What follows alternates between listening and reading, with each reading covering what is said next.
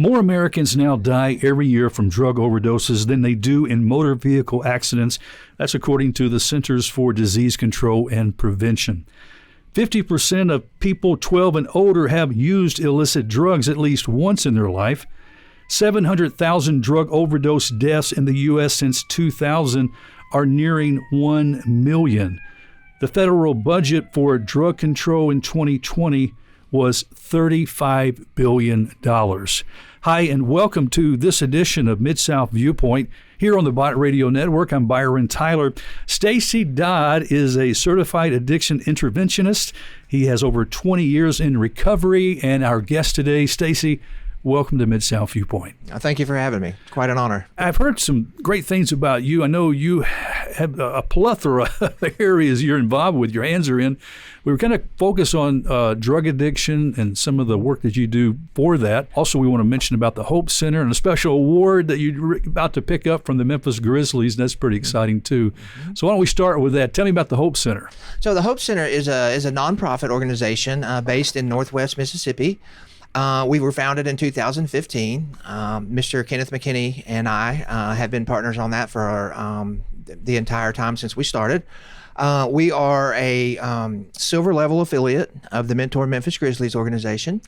So, you know, the National Mentoring Program mentors them, equips them, and the Memphis Grizzlies team equips us. So it's a great organization. We focus on mentoring at-risk youth, 3rd through 12th grades. We do fun events like going bowling and skating, but we focus on one-to-one mentoring and long-term outcomes. That is wonderful, and I'm excited for you. Congratulations on receiving this award and just the work that Hope Center is doing. You got a couple of events coming up too, one April, one in May. Mm-hmm. Yes, sir. So what we're doing this year, this is the first year we've done this, and we'll continue to do it every year, but we have what we're calling the 2024 Youth Leadership Conferences. So it's going to be similar to a John Maxwell Leadership Conference with a full meal, you know, and guest speakers, and we will have on April 13th, we're doing that in South Haven. So we have the South Haven mayor, the new Sheriff Thomas Tuggle, Pastor Bartholomew Orr. We have Reggie Davis, which used to be the executive director of the Streets Ministries over here in Memphis. Reggie and Bart are both good friends of mine. Yes. And then in Hernando, we're doing the same thing. We're going to do one in South Haven, Hernando, Olive Branch, and then Horn Lake. And so I'm trying to get, my initial thoughts were to get the, people that have been born and raised in those cities. And so Darren Musselwhite, Mayor Musselwhite, Sheriff Tuggle, Pastor Orr, these are all people that are, were born and raised in DeSoto County, and now they're top level leadership. And so they're going to invest in our kids, and we're going to have 6th through 12th graders, and we're going to do a leadership conference, and we're going to have a served meal. We're going to have a really nice, it's going to be in the Landers Center, and then also at 1 Memphis Street down in Hernando. Stacy, this is wonderful. Investing in our youth and leadership especially is, I think, well needed, and these young people, I think, are looking for opportunities, and so this is a great thing that Hope Center is doing. Give us some of your backstory. Where did you grow up? What was family life like for you? What road led you to become involved with addiction? No, okay, glad you asked. I was born up in Missouri, and my mom and dad got divorced when I was 2 through a series of events, and my mom moved away, and I ended up in South Arkansas, a little town called Dermot on the other side of Greenville. And my friend's dad had a big 2,000-acre farm, and so they had John boats and coon dogs and tractors and shotguns, and I started going out there on the weekends, and they taught me how to hunt and fish. My dad wasn't there at that time, and anyway, through a series of events, moved around a little bit more, and I started, experimenting with drugs and alcohol at a very young age. By the age of 33, I was, I went back to live with my dad in my teenage years in Joplin, Missouri, and my dad had remarried and had a home and a structured life, and I went back to Joplin there and I had a good teenage years there, and went to Parkwood High School and got a lot of great friends, but as the drug use got worse, and I ended up being a homeless addict. My family tried to help me. They wanted to help me. They really didn't know how to help me. My mom was a nurse anesthetist. She was educated and she had the funds to help me. She didn't know how to help me. So they sent me to Memphis here, and then late in the early 90s. And I had a really bad addiction in downtown Memphis, a place called Dixie Homes, and down around in the Midtown area. And it got really bad, and so my family, shipped me back to Missouri. It wasn't as bad in Missouri, so I'm kind of getting moved around, but I'm not really fixing anything. Well, you said 33 years old, you were a homeless drug addict. Yes. So were you living on the streets? Yes. It didn't start that way. It started kind of going from friend's house to friend's house, and then by the end, I was living in the woods, abandoned houses. I came here to Memphis, and like I said, I was down and around Midtown, and got really bad, addicted here. And so my family was trying to save my life, and so they moved me back to Missouri. And when I went back there, I went back to the only life I knew, which was drugs and that kind of culture. And my dad passed away, and it really hurt me bad. He ended up being my best friend later in life, and just really taught me unconditional love and those things. But anyway, I ended up living in the woods, and I was a homeless addict, and ended up getting arrested and started getting in some trouble, and ended up going to a program. Ended up hitting a pretty bad rock bottom, and went to a place for 14 months, and been clean 23 years now. So survival for you. How did you survive in the woods? So one thing about the woods is if you go deeper in the woods, it gets warm. Okay? A lot of people don't know that. But it's cold on the edge, but when you keep going, it's pretty much normal. The woods are like a shelter, and there were different things out there like old truck beds, and I actually went back and took pictures of those, and I wrote a couple of books. One of my books is my first book is called Backpack to the Burbs. And it tells the story about me, being on my hometown and being ashamed and like walking down the streets, and I wouldn't even look over at traffic because I didn't want to see my friends or didn't want anybody to see me. Yeah. I was really humiliated, and I was ashamed. I just didn't know how to fix it. I didn't know there were programs. I didn't know Christ at that time. I didn't know Christ. The only thing I knew at that time in my life was Vacation Bible School, the stories of Jonah and the whale and Moses and, the ark. But I had no idea what the Bible was. I had no idea what the gospel was. I had no idea who Jesus was. I just knew the little stories and some character named God. And I hit a really bad rock bottom. And when I did, my mom quit enabling me. And when she did, I hit even a harder rock bottom. And I went to a institutionalized 6-month cognitive behavioral program, a therapeutic community, and gave my life to Christ, got baptized, and like I said, been clean 23 years. Jesus set me free. That is beautiful, Stacy. When you mentioned that your mom quit enabling you, how was she doing that? It started out when I was a kid. She was a single mom, and she was a nurse anesthetist, so she was always on call at the hospitals doing surgeries and things like that. And she never used or drank or anything. My mom never did anything like that. And she was also good with the switch and the belt. But anyway, that's a whole nother story. But anyway, when I was a kid, she would leave like $40 on the table, like for food or snacks or whatever. And, so at a very young age, that was, cigarette money and different things like that. And, by the time I was 33 and I was really bad addicted, she would send me a couple $200, $300 every week or two and in the mail. And, how addicts are manipulating and survival mode. And so she went to a meeting one day in Memphis and got lost and ended up at another meeting downtown Memphis. Her and my stepdad, they were trying to help, trying to figure out what to do. And this group stopped their group that night and told my parents their stories. And I got a call at 8 a.m. sharp saying, "Don't ever call me again, ask me for any money." And she had figured out my game. But it was then that God began to work. And it was then that my life began to change. It just wasn't the route that I would have chosen. That really was tough love, but it's something that, and we might have listeners right now, Stacy, that have got a family member, a loved one in that same situation, and they desperately want to see them to get out and get help. And they might not realize that they are actually enabling them by maybe giving them shelter, providing some food and money.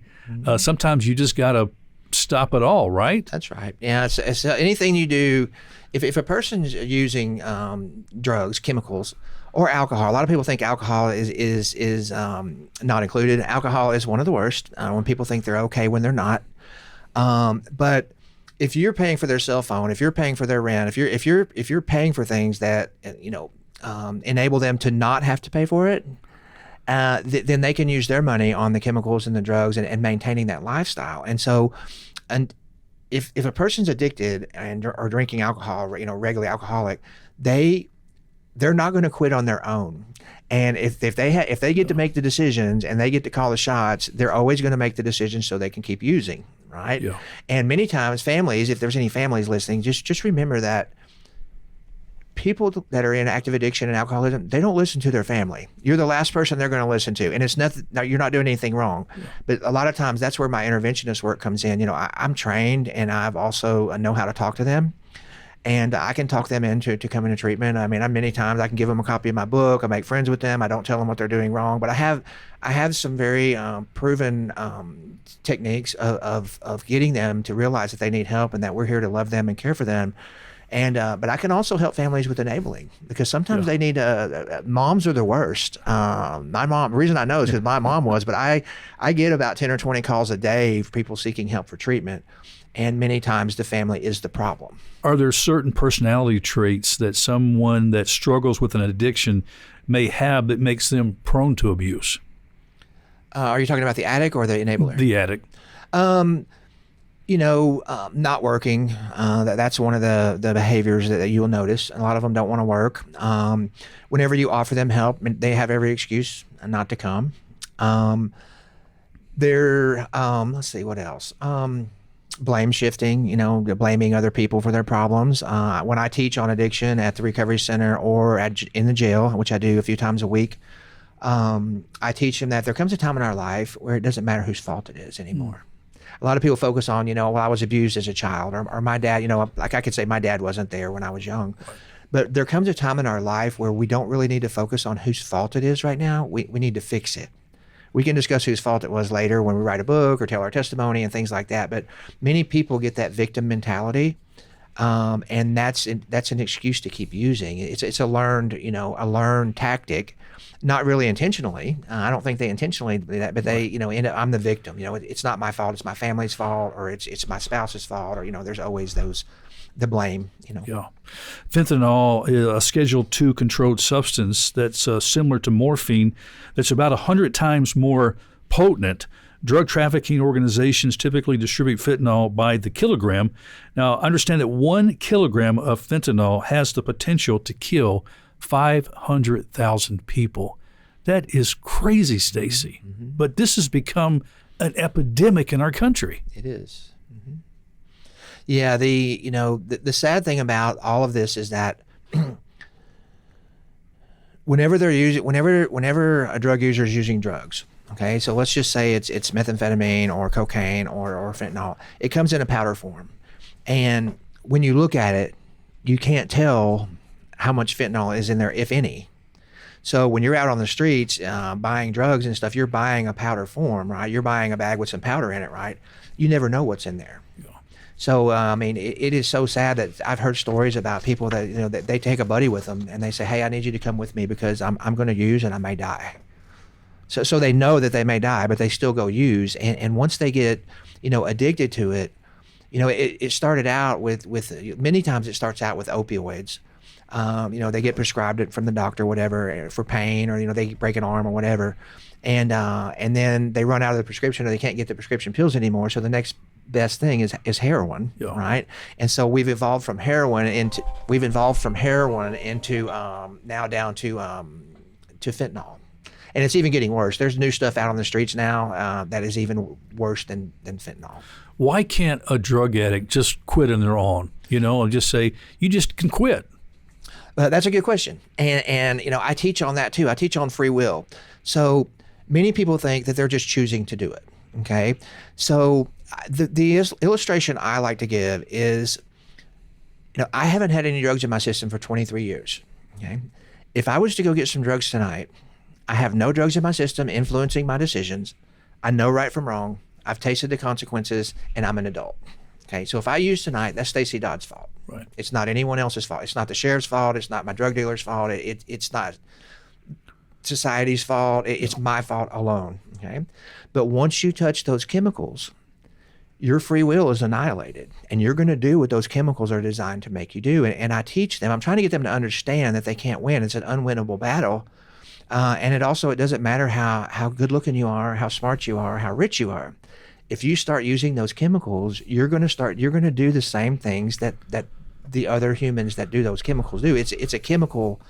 It's what the chemicals do to a person. And from a Christian standpoint, we all have sin. We all have anger and pride and jealousy and all these things, right?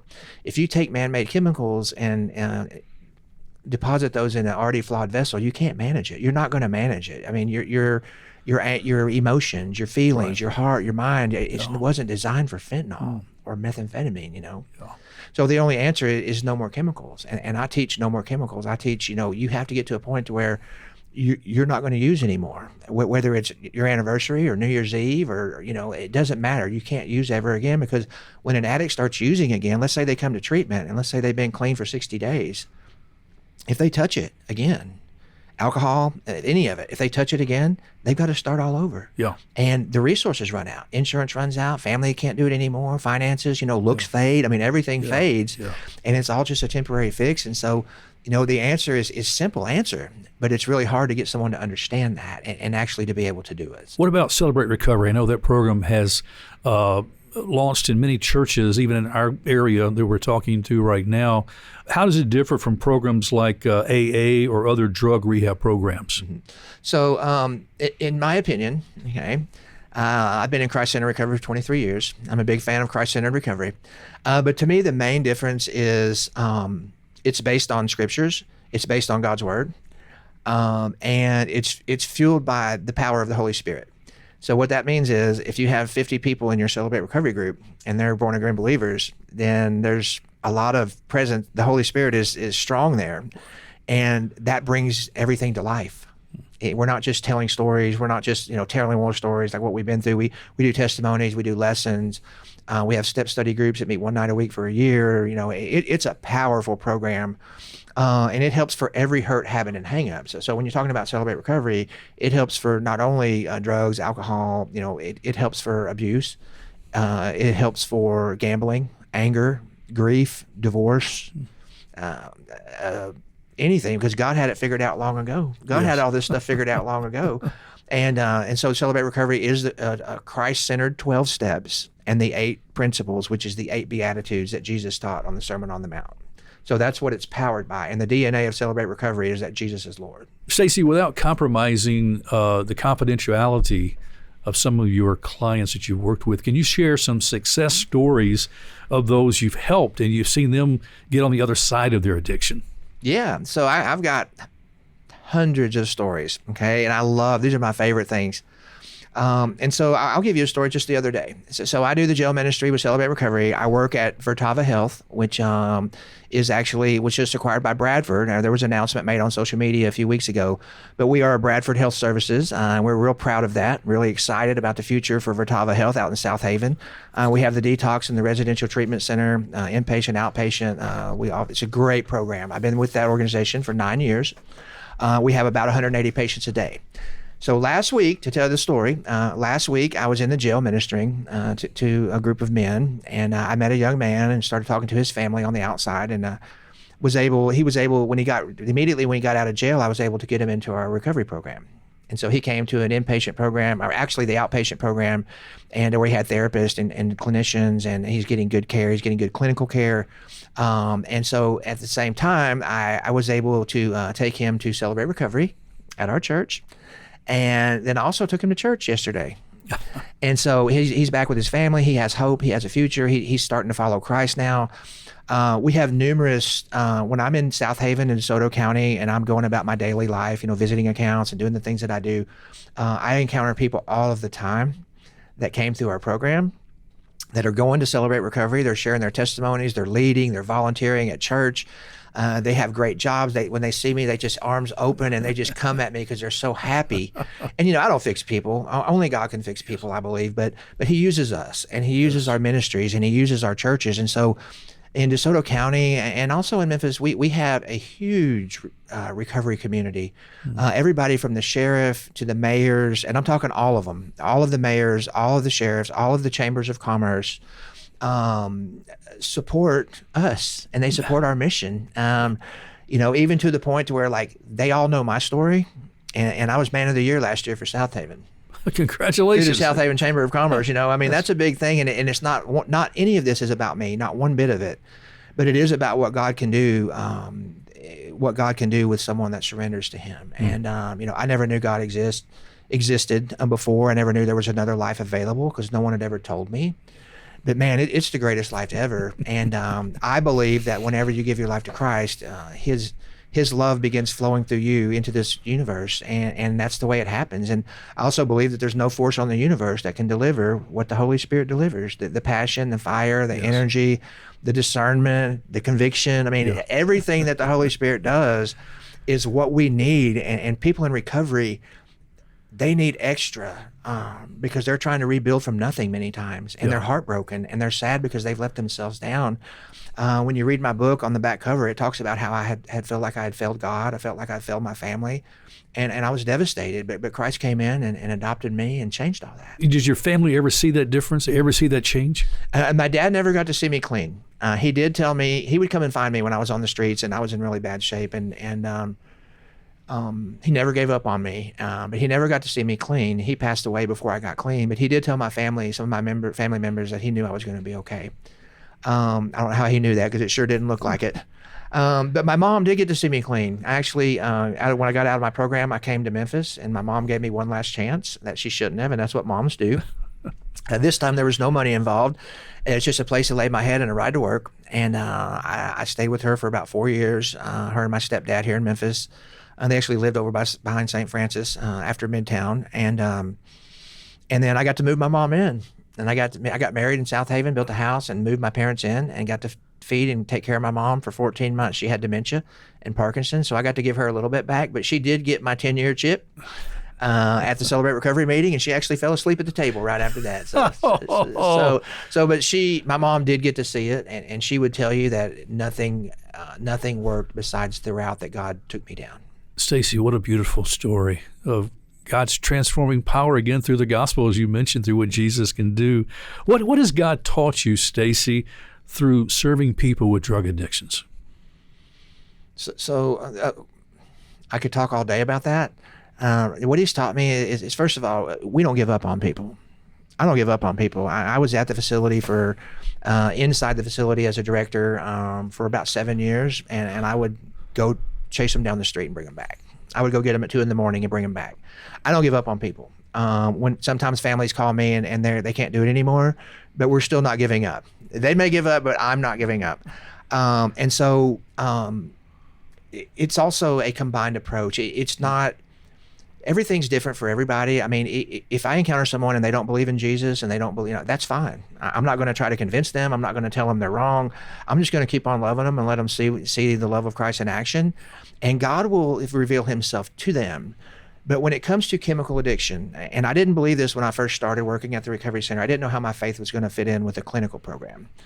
And over the years, God has taught me a lot of things about chemical addiction and about, human beings. So I believe when a person is severely addicted, long-term addiction, whether it's fentanyl or meth or alcohol, whatever it may be, they need to come to a treatment program where they have medical care when they walk in the building. So the nurses need to do an assessment, that they have to have a doctor evaluating them, the meds they're taking. That's first. So when they show up at our facility, they go right into a nurse's station, and they are fully cared for. Right.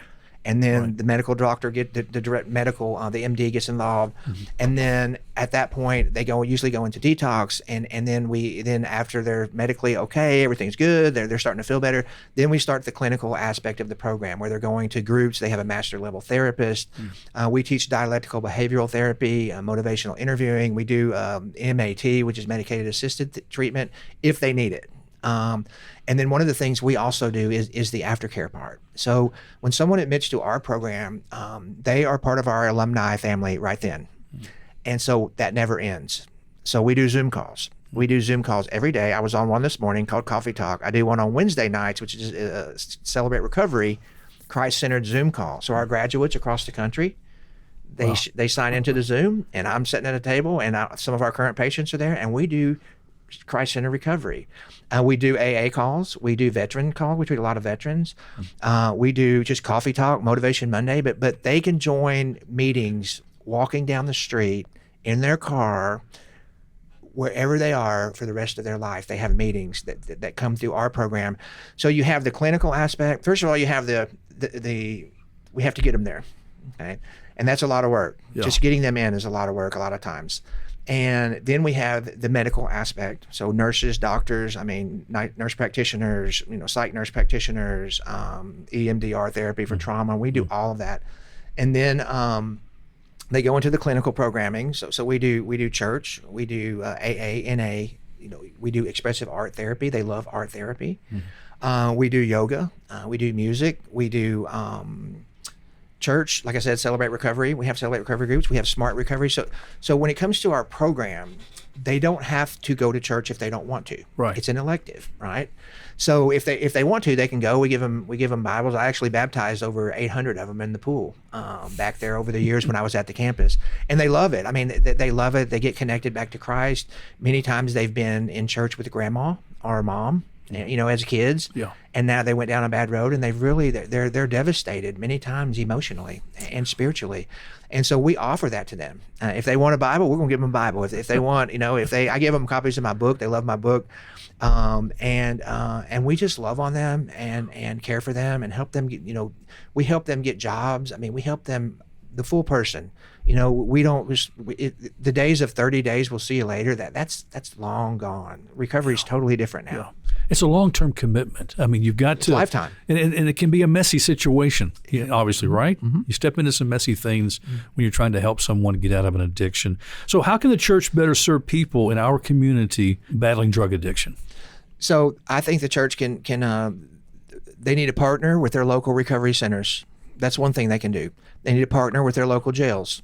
I go to a wonderful church in South Haven. It's called South Point Church.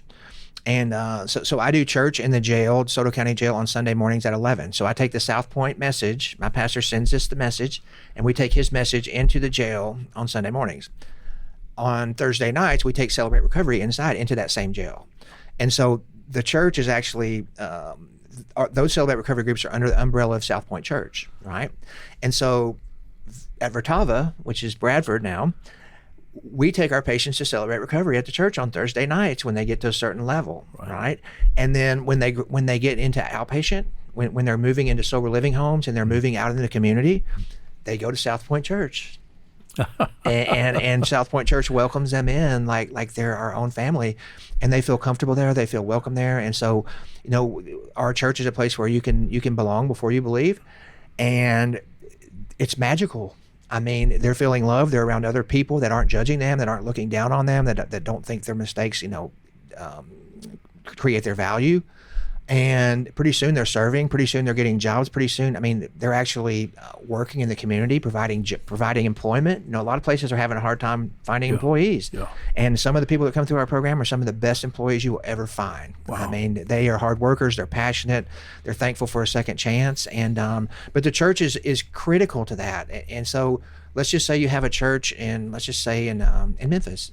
And that church needs to find a recovery center, either a 501 or a for-profit recovery center. They need to start partnering with them, and then get to the closest jail and start partnering and helping these individuals, helping them reach their full potential. Because, if you think about it, they're all someone's child. Every person in jail, every person in recovery, every person addicted, they are all someone's child, and especially they're God's children. Yes. A great word. Stacy, how can someone contact you that has a loved one or a friend needing help with an addiction? Yeah, so they can reach out to me 24 hours a day, 7 days a week at 901-484-8429. And they can also go to my website. It's called stacydodd.com. And on my website, it's a simple website, but it's stacydodd.com. And you can read all about addiction. You can read about intervention, what an intervention is. You can read about enabling. You can read about everything at my website. Your books are there too? My books are there too. Okay. I have my first book was called Backpack to the Burbs. I have a man, Coach Camp, out in DeSoto County. He's actually writing the screenplay for my movie. So it's going to be a movie. And I'm really excited about that. And God just sent him right to us. And the second book is called Outcast to Executive. So it talks about me going from addiction into being a CEO and being a area vice president. Wow. And the challenges that I faced along the way. And Stacy Dodd, God bless you, my dear brother. Thank you so much for sharing your story. And I know helping our listeners that might have a loved one or a friend who is struggling with addiction, or maybe someone themselves listening that's struggling with addiction and needs that number, 901-484-8429 or stacydodd.com, the website. But thank you so much for joining Bot Radio today here on Mid-South Viewpoint. Thank you for having me. What an honor. Well, friends, that's all the time we have on this edition of Mid-South Viewpoint. I do appreciate you stopping by. I'm Byron Tyler, and we'll talk to you next time. Bye-bye.